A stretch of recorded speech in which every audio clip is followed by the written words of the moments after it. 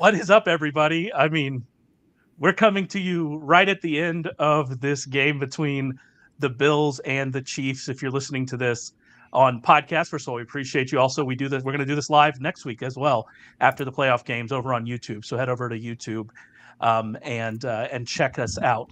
I'm Raymond Summerlin. This is Sharp Angles Podcast. I'm joined by Tucker Bagley and Curtis Hirsch. And like I said, the game literally just went final between the Chiefs and the Bills. We had another wide right in Buffalo. What are we now, 20 years on? No, 30 years on from 30, the I think. original wide right? More than 30. 30, yeah, 30.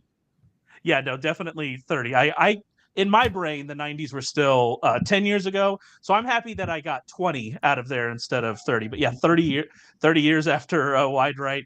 I mean, just an unbelievable game with controversial calls all up and down the field. And ultimately, all of those controversial calls didn't matter. All that mattered was maybe a missed read and throw from Josh Allen and a missed field goal from a very good field goal kicker. And I don't know what to say. I guess we're just going with gut. Curtis, right off the top here, what's kind of your reaction as we sit right here in the wake of this game? Yeah, I said last week, never rule out Patrick. Yeah, it looks like we might have lost Curtis a little bit. How about you, Tucker? What do you got? Yeah, I mean, like Curtis, I'm speechless, right? I mean, what a game. I think finally living up to the hype. Like, we do this every week, and every week we talk about, man, next week, this game is going to be the best of the year. And more often than not, they fall flat. But for this game to live up to the hype that, the previous iterations of Chiefs Bills in the playoffs, this high standard that it set, I mean, first three quarters I thought were unbelievable. Even the fourth, as both offenses kind of sputtered a little bit and really struggled to put either team away. Both teams had a number of chances in the final 10 minutes to really stake their claim and put their foot on the throat of the opponent. The fact that it came down to something like that, just a missed kick, a kick that when they're lining up for it, I was ecstatic. Like, we're going to get overtime. We're going to get Patrick Mahomes with a minute 45 to go to drive down the field and, maybe kick a game-winning field goal of their own. I was excited to see it come down to the end. So, unfortunate for Tyler Bass, unfortunate for Buffalo, and kind of unfortunate for us as football fans, because I really wanted to see how that game would end with both of those teams tied with like a minute 45 left. Yes. Sorry, Canadian snowstorm internet outage up here, I guess. We were never getting to overtime. That was way too much time for Patrick Mahomes to have the ball, but at least we would have seen a little bit better of a finish. I thought the first three quarters were absolutely the best football we've seen in a long, long time. And then the fourth quarter was a myriad of mistakes, from the play callers to the quarterbacks being afraid to make mistakes. So three quarters, we had such a great game, and then that fourth quarter just kind of let us down, and a little disappointed for that. But we get to see Patrick Mahomes and Lamar Jackson in the AFC Championship. I'm excited. Yeah, speaking of the play calls, I mean, what would have been a very controversial play if things had gone the other way was that Andy Reid called a I guess pop pass or end around. I believe it was ended up being a pass in the box score for Mecole Hardman, who he had two touches today. He fumbled both of them. One of them, the Chiefs were able to recover.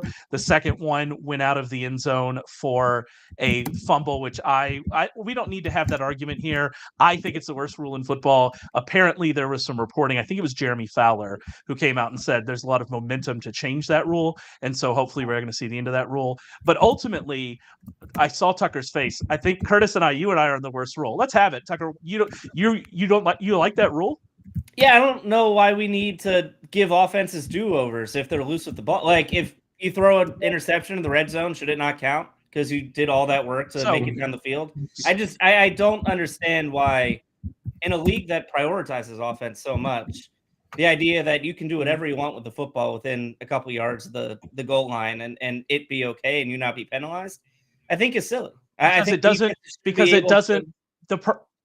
problem is it doesn't match up with what we do throughout the entire rest of the field. If your argument is for this, I feel very strongly about this one. It's very different. Okay, well then you just said it shouldn't be different just because you drove all the way down the field. So you can't have both of those positions. If you fumble the ball out of bounds in the rest of the field, it you retain possession. Why would it be different anywhere else? Now, if you want to say, okay, if you fumble the ball out of the bounds the rest of the field, then you also lose the football. That makes sense to me. Let's at least be consistent. I don't think we should do that, but like, let's at least be consistent. The defense also didn't recover the ball. So you're rewarding them for not recovering the ball when you don't do that anywhere else on the field. And so that rule, I knew we shouldn't have talked about it. This is the most like, I think of all sports arguments, like I get like people are like, oh, this guy's better than this guy. I don't really care about those. This rule bothers me so much because of the inconsistency of it, because it's not what we do with any other fumble in any other place on the field. And I don't get why it would be different. It doesn't make any sense to me why we would give the other team the ball without them recovering it. It's very confusing me, but I'll let you have the last word on that, Tucker. No, I disagree. I think in a league that, is built on parity and built on being competitive, the idea that a defense can kind of pull a rabbit out of their hat and can get a stop at the goal line like that, I think is huge. I think it's entertaining. I think it's good for football. I think it makes games competitive. And I don't think necessarily that offenses need to be bailed out inside the 3-yard line. Like, I don't know, everyone coming to Mecole Hardman's defense saying that it's a dumb rule, it's okay, don't worry about Mecole Hardman. I think it's my favorite part. I don't want to be accused of defending Mecole Hardman. I do not want to be accused of defending Mecole Hardman. I want that to be very clear. I just think it's funny. Everyone knew it was coming. As soon as I saw him fumble, I thought, here we go. Let's go on Twitter and see everybody bring up the same. Like, I'm sure if you go back 6 weeks, everyone who tweeted tonight about it tweeted the same exact thing 6 weeks ago when it happened in another game. And they tweeted about it last year when it happened in another game. No one's mind is going to change. I think it's hilarious that people think it's some big hot topic when nothing's changed in a very long time. Ray had ulterior motives for Mecole Hardman to get into the end zone. That is, that is accurate, I will say. We've learned from the Chiefs, Isaiah Pacheco, Travis Kelce, Rashee Rice. No one else. Like, what are you doing giving the ball to Mecole Hardman at the 1-yard line? That we've had 17 weeks to figure this out, and they had finally figured it out. And in the most important play of the season, they hand the ball off to Mecole Hardman, and look what happens. It can't happen. 3 guys. That's how the only way that you're moving forward is just keep the ball through those 3 guys. And I think that's we can find common ground on why are they giving the ball to Mecole Hardman in that situation. Like, especially after the first fumble, I went, okay, so that's the end of that. My lineup that was doing pretty well that had Hardman in it, that thing's dead. And then they give it to him at the goal line. So confusing. But what you will say about this offense is this Chiefs offense the last 2 weeks has looked a lot better. Definitely looked very good tonight. They were able to get Travis Kelce going. He scores 2 touchdowns. I think my question here is what we've seen from this Chiefs offense, them kind of returning to form, or is it them taking advantage of 2 defenses that had very clear injury concerns at a specific position? Because at one point in the fourth quarter, and I assume that it remained this throughout the game, I didn't have a chance to look it up after the game, the Chiefs were in 12 or 13 personnel for nearly 50% of their plays. They were very clearly taking advantage of the Bills' injuries at linebackers, the lack of talent, and the lack of kind of just healthy bodies they had at linebacker. And they were able to do that against the Dolphins as well. And so part of me thinks that what we've seen here from this Chiefs offense is kind of a mirage. Now, there's still Patrick Mahomes. Patrick Mahomes is still very good, right? But I think that this offense is probably still a lot more like what we saw from the regular season than what they've been able to do the last 2 games, and especially this game against Buffalo, and especially going into this now Ravens defense that they're going to have to play. Tucker, I don't have a lot of faith. It's still in this Chiefs offense and what they're going to be able to do. Yeah, they still haven't done a ton to make you think that they've changed, right? They're doing little things around the margins, but I mean, they still averaged almost 8 yards per play today. They averaged 7.7.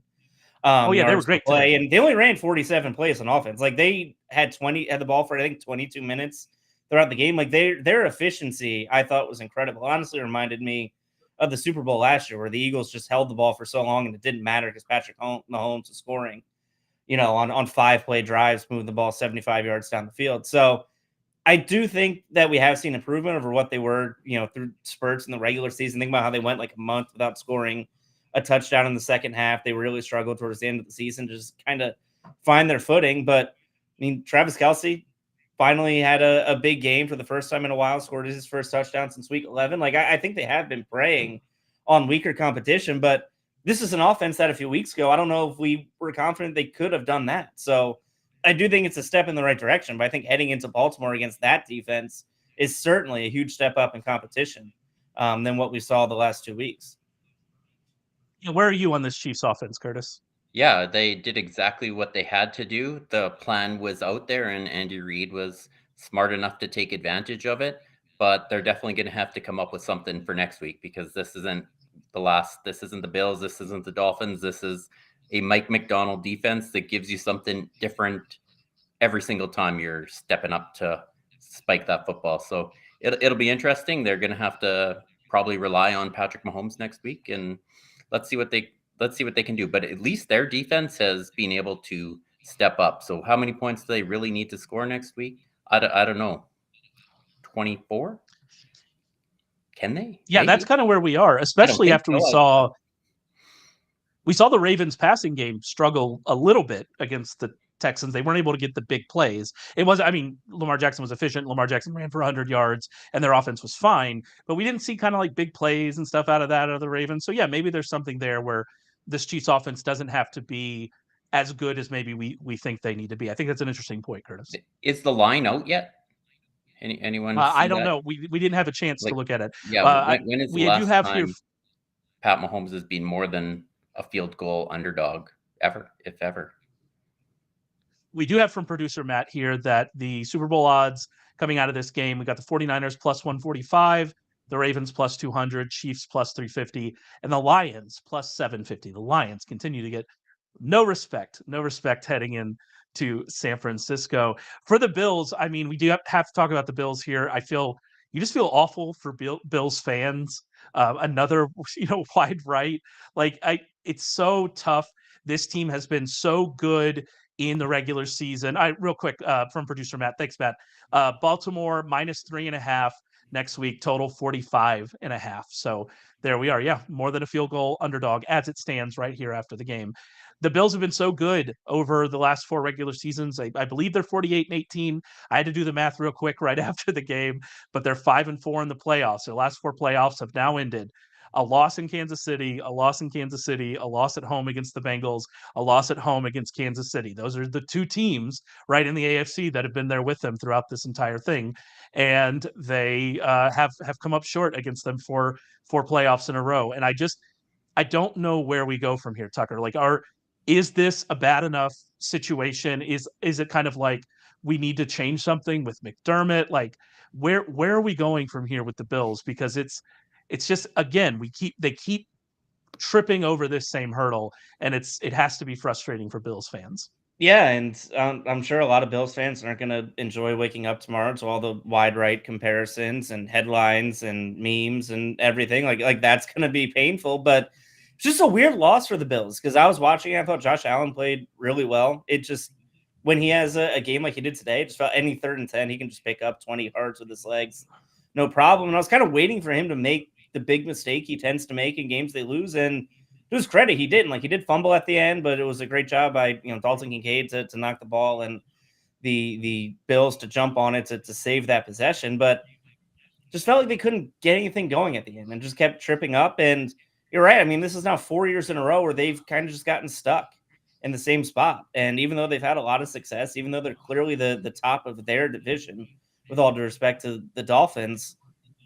I just feel like you have to shake something up just for the sake of shaking something up, don't you? For not just your fan base, but internally. I think Sean McDermott has done an unbelievable job taking that franchise from being an absolute, laughing stock and a train wreck into what they've become now, where they have been a perennial contender.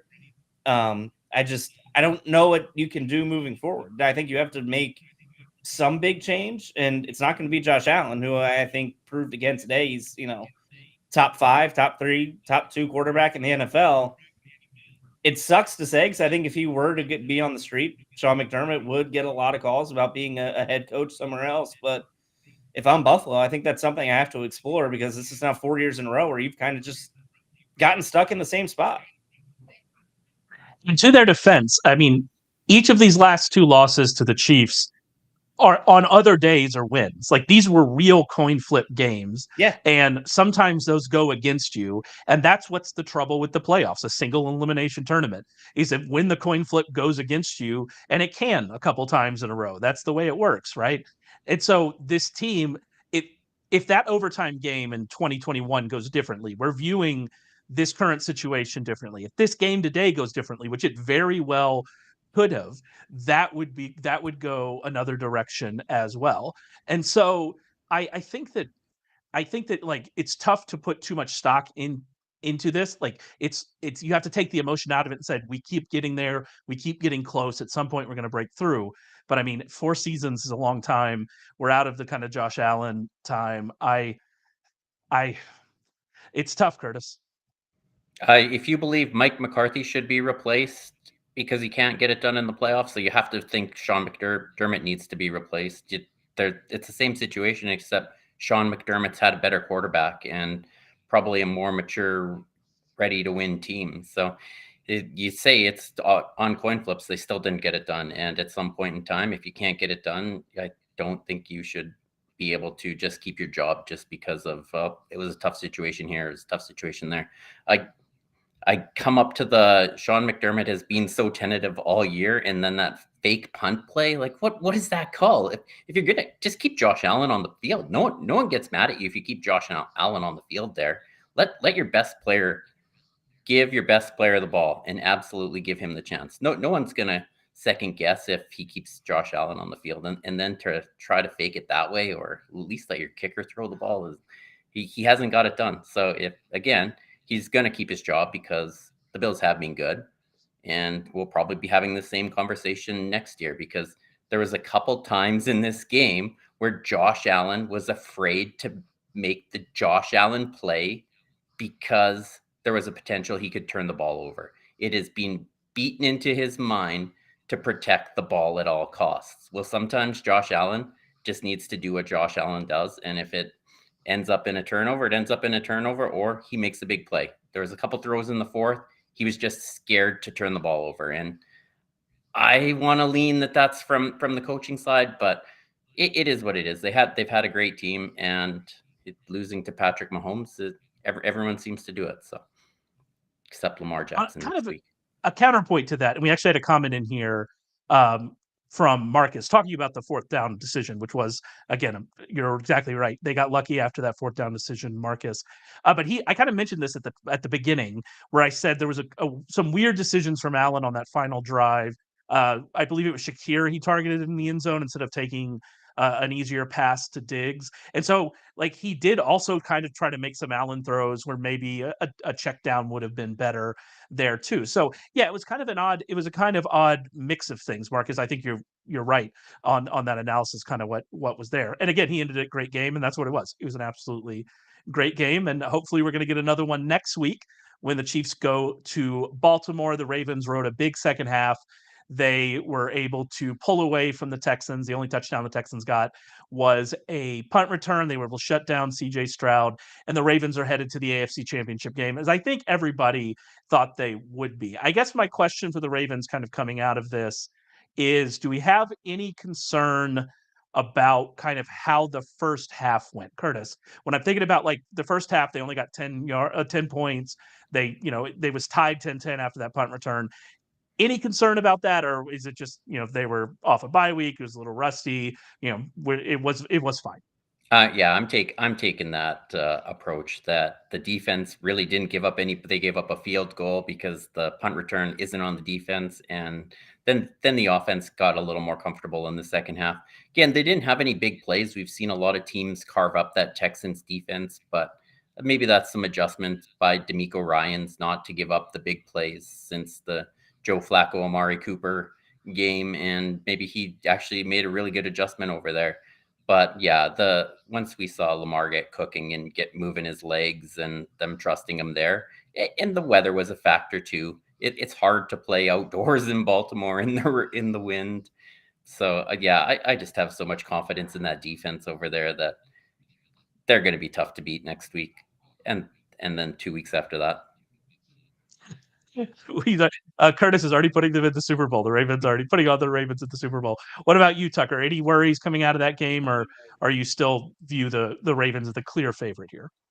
Yeah, I don't know if they're the clear favorite because I just have a hard time betting against Patrick Mahomes in any situation, or at least just discounting him. Like they should be the favorites. They have been the best team in the AFC for the last 3 months or so. But yeah, I look at what they did in the second half. They just outclassed Houston. Curtis mentioned D'Amico Ryan's not allowing any big plays, and as a result, they ran for 230 yards and absolutely just gashed them up the middle and sort of imposed their will. So I'm not necessarily worried. I think it was just a matter of them knocking off the rust, starting a little slow against a team that played, pretty inspired after an emotional win last week. I came away from that game thinking the Ravens were clearly the better team, as they should have been. And I'm excited for two teams who might be playing their best football right now, meeting in Baltimore next week. I thought the second half adjustments were really impressive. Lamar Jackson actually had one more carry in the first half than he had in the second half, but only 2 of his 6 were design runs. All 5 of his carries in the second half were design runs. That very clearly was something they were looking to do coming out of halftime, and you love to see those types of adjustments. And then the defense. I mean, the defense is suffocating, and I mentioned it when we were talking about the Chiefs. The Chiefs have had an advantage each of the last 2 weeks with the linebacker situation, the injury situation on both defenses. They're not going to have that here with Baltimore. And this Baltimore defense is arguably the best defense in the league. And so this is a really tough spot for an offense that before the last 2 weeks we had a lot of questions about, and I still have questions about. So yeah, I see the Ravens as a pretty big favorite. I actually think that number 3.5 is lower than it should be because of Mahomes. Fair enough. Patrick Mahomes is going to go down as one of the greatest quarterbacks that's ever played the game. But I think the Ravens are better than them. Better than that point spread is what I would say. So I guess I'm saying I would take the Ravens. Is that the easiest way to say it? Agreed. I don't know. I'm 100% on your side. That's if the Bills were only 2.5 point favorites, then the Ravens have to be more than 3.5 point favorites. And I think the line was probably correct today anyways. On the other side here, we have the Texans, who obviously it's a disappointing loss for them. But I mean, this season has definitely been a success for them. They've solved the quarterback position. They still, I mean, even with what they gave up to get Will Anderson, they still have Cleveland's pick in the first round. It's like 24th or something like that. They have the 3rd most cap space. They do have a lot of free agents. I think like almost half their team is free agents, including like Greenard and Nelson and Schultz and Singletary and people like that. And so they do have some free agents, but they also have a lot of cap space.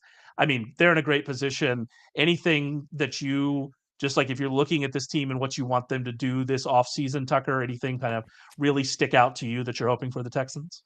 Yeah, I mean, I just want to see them, solidify that defense a little bit more. But I mean, for the most part, I think for the first time since like 2018, the arrow is firmly pointing up in Houston. You have a coach that everyone is a fan of. You figured out the quarterback position for the first time since, I mean, we can say Deshaun Watson, but maybe Matt Schaub if we want to go back that far. You have a wide receiver who's probably the best you've had since, DeAndre Hopkins and Nico Collins. Like, this is an offense that I think is really good to go moving forward. And, in a division like the AFC South, which we've talked about, I think could be a tough division with Anthony Richardson coming back in Indianapolis. You have Tennessee making wholesale changes, but you have Doug Peterson and Trevor Lawrence coming back. That's going to be a competitive division. But I think right now, what we saw from Houston and their rookie quarterback, if they can, kind of keep the offense together and bring back the offensive coordinator and kind of build on this momentum, it should be interesting to see them, kind of compete. And I think having CJ Stroud being compared to not just rookie quarterbacks, but other top quarterbacks in the NFL will be the next test for him as a second-year player. Yeah, I'll touch on that too. Singletary, Schultz, that's part of the offense. I don't really know how good those players are. So sure, they're losing veteran players, but Dalton Schultz, we've seen him miss some really easy plays that he was schemed open for in these last 2 games. As a Cowboy fan, I've had to watch Dalton Schultz. He's a guy. He's just a guy, man. You can, there's some athletic tight ends out there that I'm going and securing a really athletic tight end that can make some plays, not just Dalton Schultz is similar to Zach Ertz, and that might hurt some people in that, but he's going to get you open, but he's not going to do anything after he has the ball in his hands either. So there's that. Singletary, they've got some later picks. You can throw a few darts at our running back. You've got Dameon Pierce, who's probably not going to fit into that running system, but maybe Bobby Slowick isn't there. And if Bobby Slowick is there, and I'm D'Amico Ryans, I'm telling him to have a really hard look at this season. Go back, stop listening to how good you've been, and go do some self-scouting, because I know they put CJ Stroud behind the chains a lot this year, and just learn from how they can just let Stroud, Nico, Tank Dell cook next year. Go get some more offensive line depth and just let that team cook. On the tight ends, like the problem is there aren't any other free agent tight ends. Like we're talking Hunter Henry, Noah Fant. I don't know. Maybe that's interesting. Cheaper. Mike Noah Gesicki. Fant, Gerald Everett, Gesicki. Yeah. Oh, bring back Miami Gesicki. I've been saying that. I've been saying that for years. Yeah. There's not a lot. I think you've both nailed it. They could use some more talent on defense. At the key positions, especially in the secondary, and more weapons, more and improved weapons for Stroud. That's the path forward for them, and they have the resources to do it. So that could be very interesting. Moving over to the NFC here, the Packers nearly shocked the world against the 49ers. Really, pushed them. The Packers probably should have won this game against the 49ers, but Purdy pulls out a late comeback win in a game he didn't play well at all, and the 49ers are able to move on to the NFC Championship Game. And I guess the story coming out of this game is Purdy and how much he struggled in this game, both with the weather and with his accuracy, and he's all over the place. We also lost Deebo Samuel in this game to a shoulder injury. So Tucker, you can touch on that as well. There are concerns. They won the game, but there are concerns for the 49ers coming out of this. So I guess we'll start with Deebo, Tucker, and just kind of your thoughts on him and the offense in general. Yeah, this is an offense we've talked about for a while that if everyone's healthy, they're unstoppable. And we kind of saw what happened on Saturday where everyone wasn't healthy, right? Brock Purdy struggled with the rain. Deebo was out the last 3 quarters. McCaffrey still did his thing. He had 100 rushing yards and 2 touchdowns and kind of carried the load. And George Kittle had a pretty big day. But I don't know, for the first time in a while, they looked kind of human. And I think for me, you can look at it 2 ways. I'm almost just as impressed that I thought the 49ers played terribly for most of the game and still pulled out that win. Now, Green Bay, I think, probably deserved to win. They shot themselves in the foot a few times towards the end of that game and let San Francisco take over in the 4th quarter. But, for that team that really just got outplayed for most of the game to still come out and win, even though the quarterback played terribly, even though they missed probably their second best offensive player for most of the game, I thought it was a pretty big win for them because it just shows how high their floor is, how much they can do, even when things aren't going their way. And when you talk about the injury to Deebo Samuel, I don't know how concerned to be because it seems like everyone's saying something different. Like Kyle Shanahan came out and compared it to the injury he suffered in Cleveland earlier this year, which was a hairline fracture in his shoulder, which he missed 3 weeks for in the middle of the season, which coincides with their losing streak that they suffered in October. But then Michael Irvin said he was texting with Deebo Samuel, and he said it's fine. It feels a lot better than it did when he got injured in Cleveland, when he got hurt in the beginning of the season. He wasn't able to move his arm. He is now.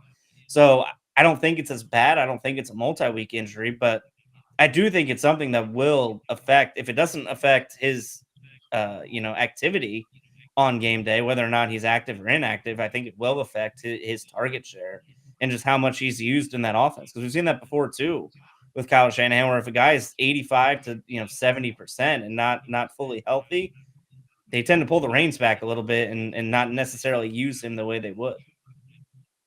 So I think obviously the Deebo injury is important and it's a big deal. I think that a lot more is placed on this injury situation than maybe should because of that losing streak, that 3-game losing streak. I actually think some turnover variance had more to do with that losing streak than anything else. If you look at their offense in the final 2 games, it was fine. I mean, Purdy averaged like 10 yards per attempt or something like that. And they got some turnovers and they ended up losing those games. The Cleveland game was bad, but the Cleveland game, like this game, was a rain game. And I think that might be actually what we're looking at here is Purdy in the rain. He just doesn't know what to do. He can't grip the ball. He's erratic. It was very clear it affected him. I actually don't know. I haven't looked it up yet, but it's odd to me, like how much it seems to affect him. And that maybe that's the bigger takeaway, Curtis, is if it's raining outside, then we need to be worried about Purdy. But otherwise, I think, we'll be fine. I'm worried about Purdy if Aiden Hutchinson is coming his way. We saw Baker Mayfield, who did a really good job of avoiding sacks all year. So they're going to have an answer for Aiden Hutchinson, because when Purdy's kept clean, there's no issues. He gets the ball off and there's no rain.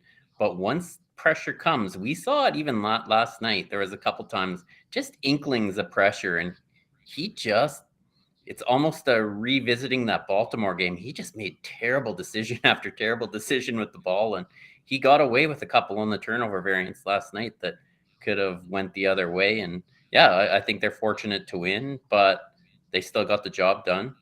And we'll see what happens next week. I still think they're the class of this conference. I don't think other than Aiden Hutchinson, if he doesn't get there, Brandon Ayuk is going to get wide open. The Detroit Lions cannot cover tight ends. They have George Kittle. Just don't let him fall to second and long, and you should be fine. And I don't know if the 49ers defense is going to give up as much today as to Jared Goff, right? They've got some answers now that they have Chase Young there. So I still like the 49ers next week. That was actually one of my things for this game with the Packers, is when I was trying to figure out what's the path for the Packers to win this game. I didn't know that, Purdy just couldn't grip the ball in the rain. Tucker looked it up.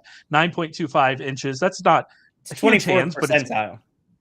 So yeah. He's not Kenny Pickett, but yeah, he's over the 9-inch. He's over the 9-inch threshold that we hear about every draft season. Does anybody know? Do y'all know? Do we have any quarterbacks or any of the top quarterbacks? Are we going to have fun hand size conversations at the combine for anybody? Purdy missed that conversation because he wasn't even considered. Right, he was the last guy drafted. He wasn't even considered a top quarterback. Who cares how big his hands are? We're taking him with the last pick. Yeah, we didn't get to have the fun.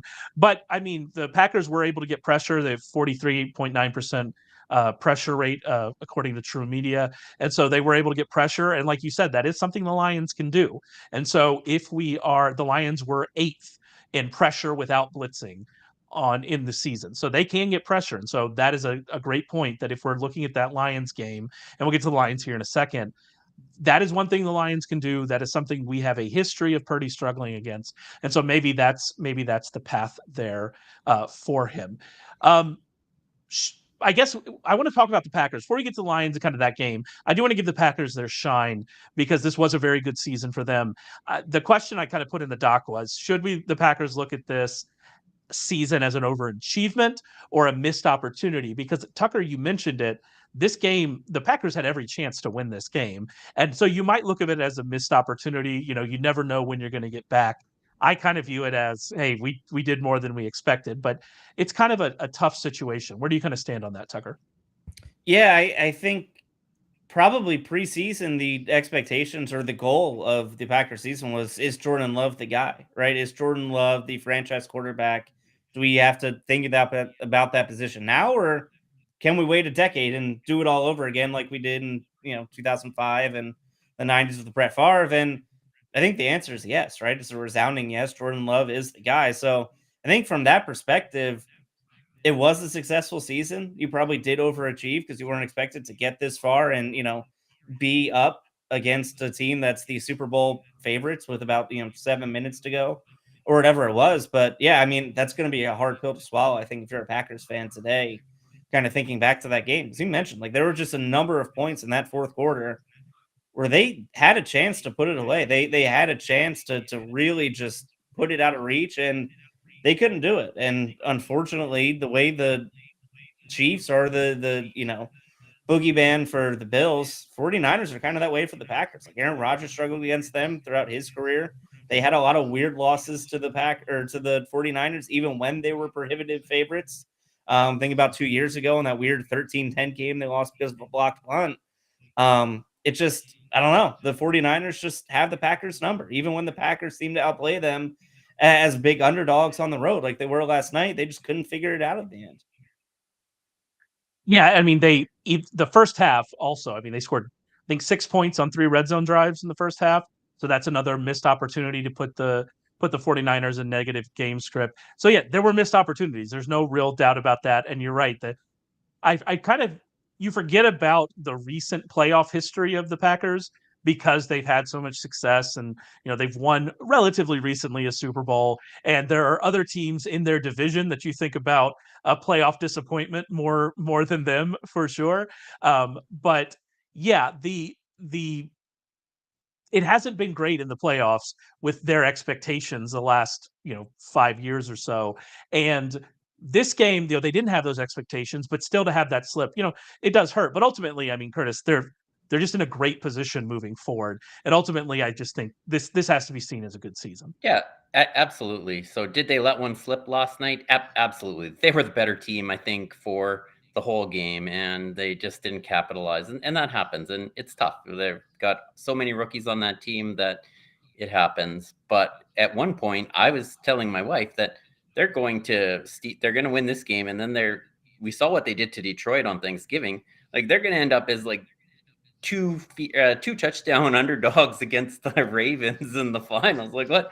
That's not made for TV. So maybe it's a good thing they didn't win last night. But when we look back to Week 7, I know my opinion on Jordan Love, and I think I know your opinion on Jordan Love. We were casting this guy away, and so for him to rally and finish the season the way he did, and Matt LaFleur kudos to Matt LaFleur. I think he changed his stripes a bit this season. I've seen some of the biggest coaching improvement from within him this year. So all in all, at 7 weeks into that season, I think this was a lost season for the Packers. And to see them have success in the playoffs and find their next Hall of Fame, but I know we're giving him too many accolades. But I thought until that last throw of the game last night, I thought he showed so much more composure than Brock Purdy. I just thought he thought the game a little bit better than Purdy yesterday and looked so good until that last throw of the game. You can't make that throw. But I don't know if I'm ready to proclaim him as the next big thing, or like, is CJ Stroud good? But the signs are there. He made some really good decisions down the stretch. He turned the ball over once in the last, 7-8 weeks, second in touchdown passes this season. And Week 7, I thought they were needing to look for a quarterback to finish out the rest of the season. So pretty crazy how that turned around. And yeah, did they let it slip? Yep, but they still overachieved, and it has to be you have to be happy as a Packer fan looking forward.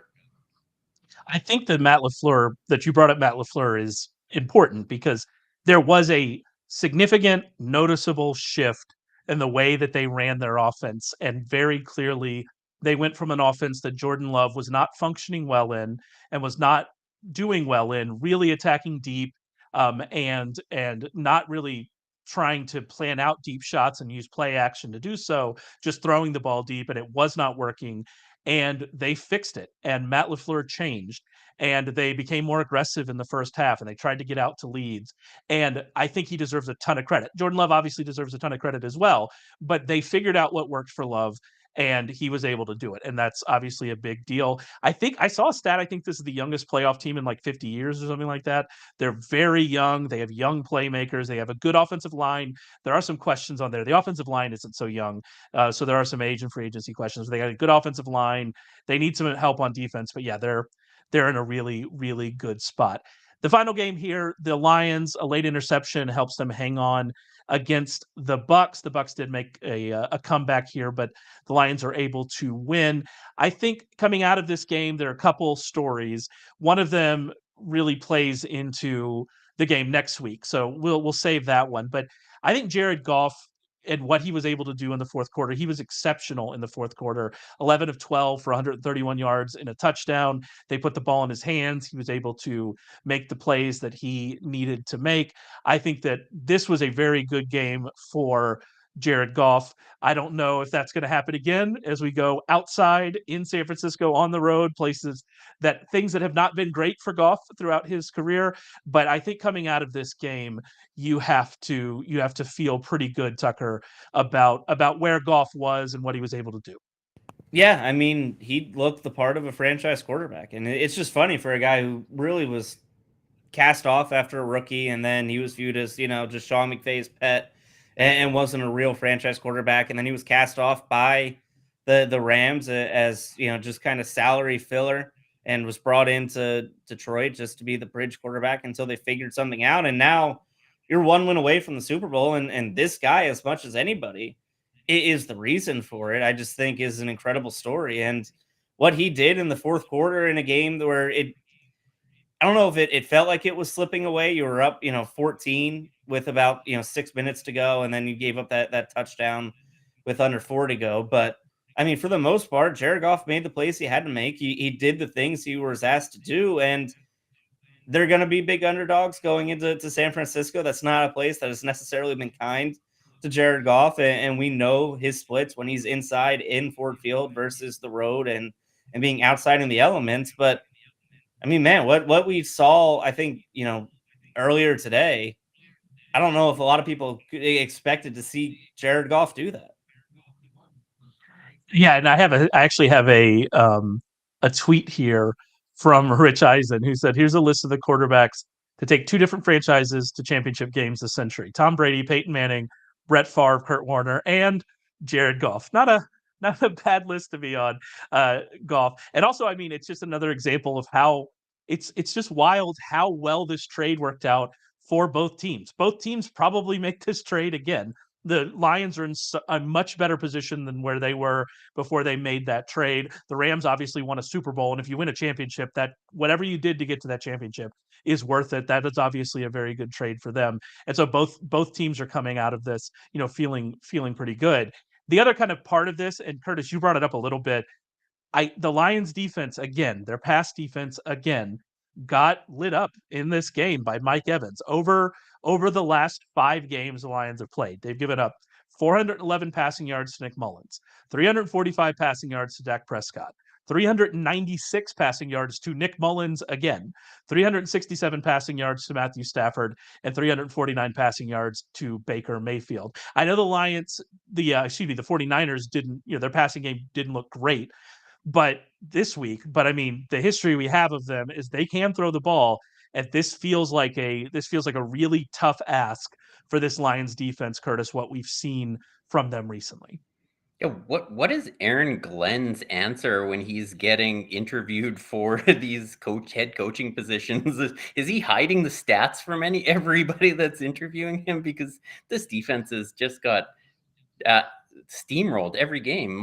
Mike Evans left yards on the table today, like probably 80 yards on the table. This defense is a problem, and Brandon Ayuk runs the routes that are going to get him open next week. So it's an interesting situation. I do want to touch on another thing looking for good for the Packers moving forward is this Jared Goff extension coming up, because I'm not a Jared Goff believer. Jared Goff at $45 million for multiple years without Ben Johnson moving forward. Advantage Packers and Bears. But yeah, I don't know. They're going to have to, if they don't create pressure, Brock Purdy is going to have a field day with these guys. The Lions did have an injury I wanted to hit on with Jonah Jackson. They're really good guard. Tucker, did you see anything about that coming out of the game? Yeah, Dan Campbell said it doesn't look good, which doesn't sound good. Although Dan Campbell said before the wild card round that Sam Laporta was a long shot to play, and I really took that. Dan Campbell made it seem like Sam Laporta was dead.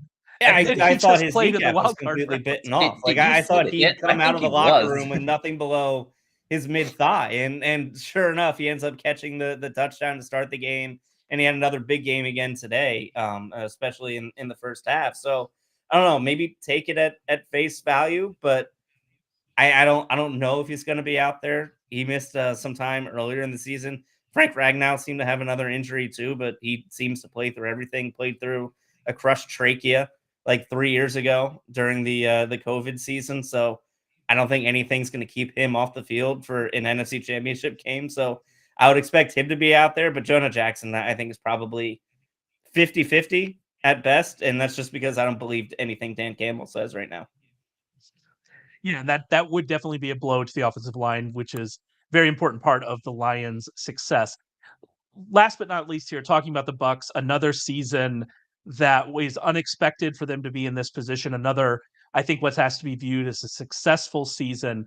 I think talking about their kind of offseason where they go from here is far more interesting than the Texans and Packers, because this team was quietly kind of old, right? Especially in very key spots. They have free agents. They've got Baker Mayfield's a free agent. Mike Evans is a free agent. Devin White is a free agent. Levante David is a free agent. Antoine Winfield is a free agent. So they have other free agents as well. So they have a lot of free agent issues. And so they're going to have to answer a question about what they really think they are. And are we just going to run this back? Are we going to try to bring back Evans and Mayfield? I think they probably have to bring back Mayfield. Or are we going to try to bring back everybody on defense? Or are we going to try to get into more of like a middle rebuilding phase in a division that doesn't seem to want to win? I don't know, Curtis. This is a very interesting spot for the Bucs to be. Yeah, it's to have them be at this spot is pretty crazy, because I didn't anticipate them having this much success this year. And I'm not a big believer in Todd Bowles' game management, but he sure knows defense, and he had some early blitzes early on in this game today. And I think there's enough talent there on defense that you can pick a couple of those free agents and bring them back and be able to find some younger pieces, because the defense has struggled with health over the past couple of years. That's always been their bugaboo, is some of those guys don't stay on the field. So I would let the injury prone guys go. And then you're in a situation with Baker Mayfield and Mike Evans. Does Mike Evans want to be back? He's only got a couple of years left. Does he want to go chase a ring somewhere? I know there's some AFC teams with really good quarterbacks that could probably use some wide receiver help on the outside, and he would fit in really good. So what does Mike Evans want to do? And then the Baker Mayfield question, I would have more confidence in Baker Mayfield than Jared Goff. I thought he looked really good again today. He was absolutely dealing early on. And my opinion of Baker Mayfield at the beginning of the year is like, shouldn't have been a number 1 overall pick. And he turned some eyes this year. So kudos to him. I know Dave Canales kind of improved his play calling. So they've got a good defensive coach. They've got an offensive mind that changed his ways a bit. And so you can't really rebuild completely, but a little bit of a retool, and they're good enough to compete in that division. What's the ceiling? Who knows? But there's only a couple teams that are perennial Super Bowl contenders. So you got to bring back what you can, and then they still have some money anyways. I mean, you have to bring back Winfield. He's young. He's a star. I think you definitely have to bring him back. Yeah. With Evans, so Evans is interesting because I assume when you're talking about teams that could use a wide receiver with good quarterbacks, we're actually talking about 2 teams we watched play today, right? The Chiefs and the Bills for sure. Evans is a Houston area guy. I mean, obviously the Texans have Nico Collins, but they have money and they could use some weapons. Think of Mike Evans, Nico Collins, Tank Dell. That's not a bad little trio. That could be an interesting thing. Any Even thoughts the Ravens on could use an outside guy that Zay Flowers isn't really, he's a shifty kind of guy. Mike Evans is different. And all 4 teams that made the Final Four here could use a guy like that. And any team could use Mike Evans, is I think the bigger point here. You've given up on Bateman, man. That's actually the headline. We should have talked about that at the beginning. What has he done this year? I threw in the towel. Oh, sorry, Rashad. That you might have lost the last man standing on Bateman Island. What about you, Tucker? This Baker situation. Any strong thoughts either way? Yeah, I just think, Baker Mayfield is kind of underwhelmed throughout his career. But you kind of look at the last 2 seasons that he's been relatively healthy. Was the 2020 season where they went 11-5 in Cleveland, and then he kind of had a bum shoulder and tried to play through it and really struggled. And then he had last year where he went to Carolina, which was an absolute dumpster fire. And I don't think any quarterback really could have been successful there. You could have had prime Joe Montana or Tom Brady under center, they still would have lost a lot of games. Then he had a weirdly inspiring victory as the quarterback of the Rams, and then he had to beat out Kyle Trask for his job here. But he had another decent season here, and he's only 28 years old. We talk about Jared Goff maybe being, somewhat of a late bloomer, and if I'm Tampa Bay, I don't know if there's a better option out there right now than Baker Mayfield, right? Like, you're not going to really get a shot at one of the top quarterbacks in the draft. You're certainly not going to draft one from where you are. You're not going to take one on day 2 or day 3 who could beat out Baker Mayfield from day 1. So I don't know. I think you bring him back next year. You probably don't have to pay him $40 or $50 million based on what he's done and kind of what his reputation is around the league. So I think you bring him back and you try to retool because, as you mentioned, it's a pretty weak division. And if you're, Tampa Bay right now, even though your team's a little older and you have some free agents, you can kind of rebuild a little bit and retool around the edges. You could be set up to at least be the best team in your own division the next couple of years and get a home playoff game. 2 You years, think the health 70 million? Who says no? Yeah, I think that's probably right. If I'm Baker, I take that and I run with it. He's $70 million. I think he thinks this is Baker Mayfield. I don't know if he takes it. That's the problem. You can't give him more than 2 years, and I wouldn't guarantee a lot of that second year money. But yeah, it'll be interesting. Are we going to get him back in commercials? Because I miss Baker commercials. He was good at commercials. Let's just get him back in some commercials. He's relevant again. Absolutely, he's coming back. Yeah. He was good at it. All right, we have to make our predictions for next week. Tristan in the chat wants us to stop putting his Ravens in the Super Bowl already. I don't like your chances here, Tristan Tucker. If you're looking early thoughts, who do you think is going to be in the Super Bowl after next week? Chiefs 49ers. I'll make sure Tristan doesn't feel that upset by the end of this. I'll take the Chiefs and I'll take the 49ers. I think the 49ers have been the class of the NFL. Really, from week 1, they've had a chip on their shoulder since what happened at the end of last season. And I think the Lions could have some success, especially offensively, the way the Packers ran all over them with Aaron Jones. I think Jahmyr Gibbs might have some similar success with those outside zone runs that he tends to like in that offensive scheme. But I don't think the Lions can stop San Francisco offensively. So that sets up for a fun game. I think it could be high scoring, but I think San Francisco is still a step ahead of everybody else.